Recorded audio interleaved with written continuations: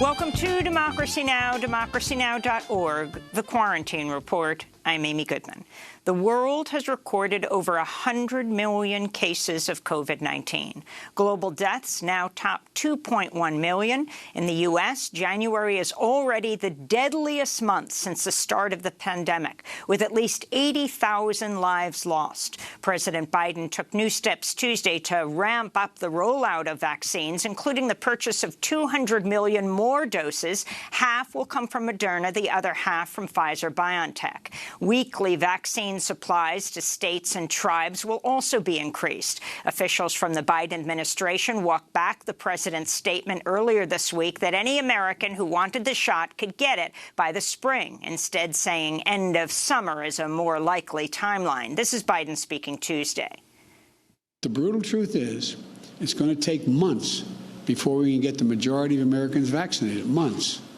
In the next few months, masks, not vaccines, are the best defense against COVID-19. The Centers for Disease Control and Prevention says schools can safely reopen with precautions in place, such as mask wearing and social distancing. The CDC says local authorities would also need to impose more stringent restrictions elsewhere in the community, including indoor dining, to keep overall infection rates down. In international news, Britain's topped 100,000 coronavirus deaths, the world's fifth highest death toll. Prime Minister Boris Johnson addressed the nation to mark the grim milestone. I am deeply sorry for every life that has been lost, and of course, as Prime Minister, I take full responsibility for everything that the government has done. Several European countries, including Germany, are making medical-grade masks mandatory in some indoor public spaces. France is also recommending medical masks over fabric ones. In the Netherlands, nightly riots have shaken towns and cities across the country following a curfew imposed Saturday to stem a new wave of infections. Police arrested nearly 200 people Monday night. Local authorities have expanded police authority to counter the riots. Canadian officials fined a casino mogul and his wife after they flew to a remote community in the Yukon Territory in order to cut the line for vaccines. Rodney and Ekaterina Baker received coronavirus vaccines intended for Indigenous residents in Beaver Creek, including elders of the White River First Nation, after the couple claimed to be staffers at a local motel. Back in Washington, D.C., all but 5 Senate Republicans backed an effort to dismiss Donald Trump's impeachment trial Tuesday, voting in favor of an objection raised by Kentucky Senator Rand Paul, who argued the trial's unconstitutional since the goal of impeachment is to remove someone from office, he claimed. Senate Minority Leader Mitch McConnell also backed Rand Paul's move, despite accusing Trump on the Senate floor of provoking the insurrection. Although the trial will still go ahead, Tuesday's vote could indicate it will end in Trump's acquittal. Meanwhile, Senate President pro tem Patrick Leahy, the Vermont Democrat, was briefly hospitalized after feeling unwell Tuesday, hours after he was sworn in to preside over Trump's impeachment trial. President Biden signed 4 executive orders Tuesday aimed at addressing racial inequities.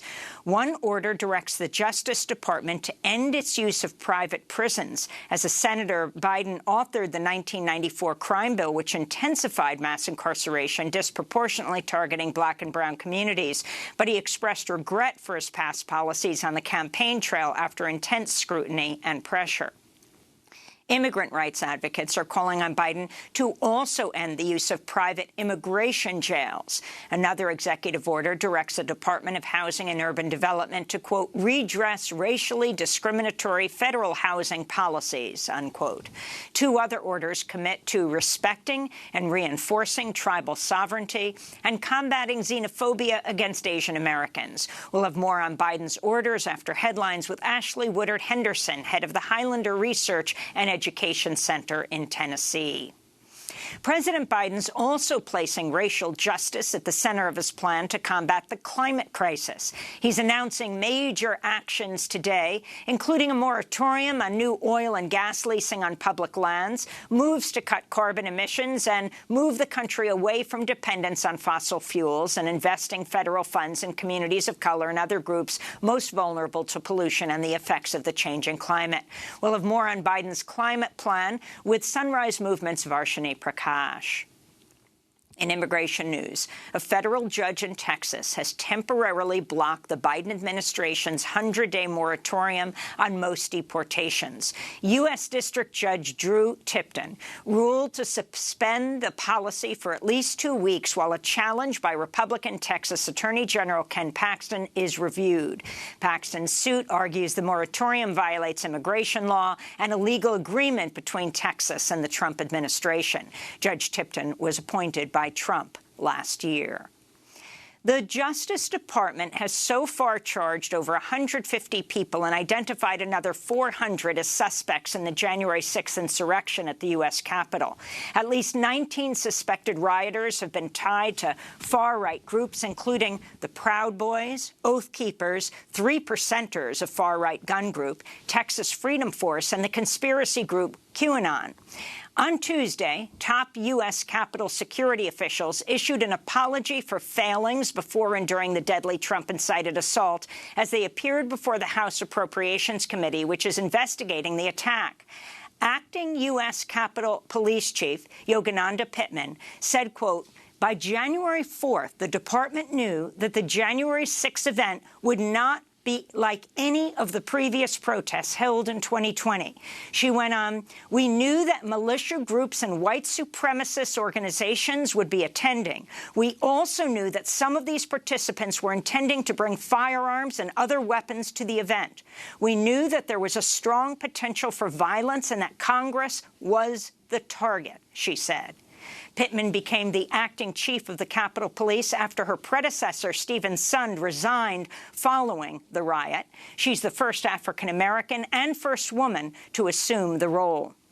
This comes as the commander of the D.C. National Guard says the Pentagon restricted his authority before the riot, delaying the deployment of troops after the Capitol Police chief called asking for help. CNN reports Georgia Republican Congressmember Marjorie Taylor Greene, an open supporter of QAnon, repeatedly indicated support for violence against Democrats and intelligence agents on Facebook in 2018 and 19 before she ran for Congress. In 2019, she liked a comment that said, quote, "A bullet to the head would be quicker to remove House Speaker Nancy Pelosi." In related news, calls are mounting from gun violence prevention groups for Greene to resign over posts from 2018 where she promoted harmful conspiracy theories that the school shootings in Sandy Hook, Connecticut and Parkland, Florida were staged. Meanwhile, Republican Senator Josh Hawley, who backed Trump's efforts to overturn the election, defended militia members in an article he wrote as a 15-year-old in the wake of the Oklahoma City bombing in 1995. UN Secretary General Antonio Guterres is urging global action against the spread of neo-Nazism and white supremacy, which he says has proliferated during the COVID-19 pandemic. Guterres spoke at the UN Holocaust Remembrance Service. Today marks the 76th anniversary of the liberation of Auschwitz-Birkenau.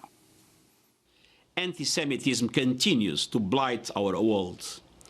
It is sad, but not surprising, that the COVID-19 pandemic has triggered yet another eruption of this poisonous ideology. We can never let down our guard. The U.S. Senate confirmed Tony Blinken as Secretary of State Tuesday in a 78-22 vote. Blinken has said he'll prioritize multilateralism and suggested during his confirmation hearing the U.S. is open to re-entering the Iran nuclear deal. He's also promised a tougher stance against Russia and the continuation of a hardline approach on China and Venezuela. In other news from the State Department, a spokesperson said it's reviewing the designation of Yemen's Houthi rebels by the Trump administration as a terrorist group. On Monday, the Treasury Department said it was authorizing financial transactions with the Houthis for the next month after aid groups and the UN warned the move would cut off Yemenis from much-needed aid and essential transactions. Richard Mills, the acting U.S. ambassador to the United Nations, said the Biden administration will restore diplomatic relations with the Palestinian Authority and resume aid to Palestinians that was cut off during the Trump presidency. Mills also said the U.S. would continue to support a two-state solution, though many progressive regional experts oppose the strategy, saying it's no longer viable. In related news, Palestinian President Mahmoud Abbas announced earlier this month parliamentary and presidential elections will be held this year, the first elections in the occupied territories in 15 years. Analysts say the move is an overture to the new Biden administration. In other news from the region, Israeli forces shot dead another Palestinian teenager, 17-year-old Atala Ryan, at a military post near a Jewish settlement in the occupied West Bank. Israelis accuse the teen of trying to attack the soldiers. A political crisis in Italy is deepening after Prime Minister Giuseppe Conte resigned Tuesday following weeks of government turmoil.